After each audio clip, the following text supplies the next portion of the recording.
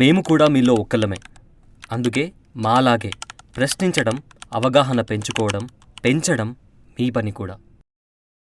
హే, నీకు విషయం తెలుసా? ఇక్కడ పక్కనే ఒక సెక్సీ ప్లాట్ ఉంది. అక్కడ కనుక నువ్వు ఇల్లు కట్టావంటే వ్యూ అద్దిరిపోతుంది తెలుసా.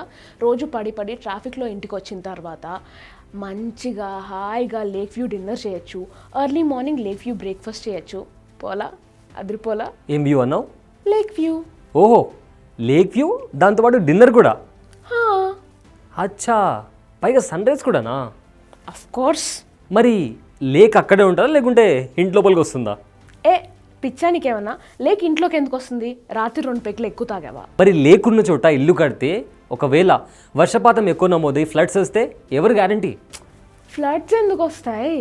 ఇదిగో కలాంగారు లాగా దేశం కోసం కలలు కనకుండా కథలు పెడితే ఇదిగో ఇలానే ఉంటుంది.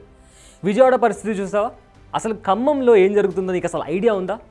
ఎక్కువ వర్షపాతం నమోదై వాగుల్లో చెరువుల్లో వెళ్లాల్సిన నీళ్లు ఇళ్ల లోపలికి వచ్చి విధ్వంసం సృష్టిస్తున్నాయి.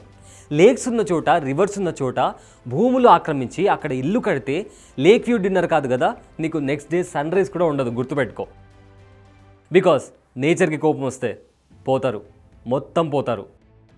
సార్ రేవంత్ రెడ్డి గారు, ఆ హైడ్రా ఏదో ఉందో మొత్తం తెలంగాణలో పెట్టండి సార్. లేక్ వ్యూ డిన్నర్ కావాలంటారు, లేక్ వ్యూ డిన్నర్. పద.